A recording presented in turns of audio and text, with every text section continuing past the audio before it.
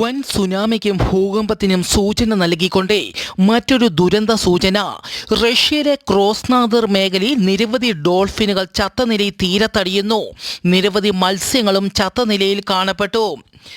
ലോകത്തെ ഭയപ്പെടുത്തിക്കൊണ്ട് നിരവധി അഗ്നിപർവ്വതങ്ങൾ ഇന്നലെ ഒരേ സമയം സജീവമായി. ഇവ ഏതു നിമിഷവും പൊട്ടിത്തെറിക്കാൻ സാധ്യത.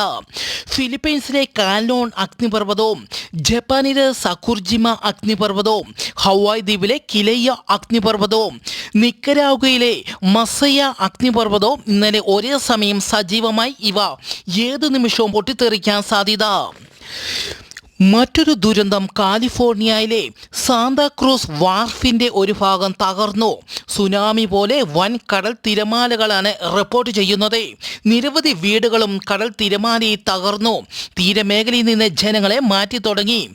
40 അടി വരെ ഉയർന്ന തിരമാലയ്ക്ക് സാധ്യതയുണ്ടെന്ന് കാലാവസ്ഥാ കേന്ദ്രം നേരത്തെ മുന്നറിയിപ്പ് നൽകിയിരുന്നു. ആളപായമൊന്നും ഇതുവരെ റിപ്പോർട്ട് ചെയ്തിട്ടില്ല.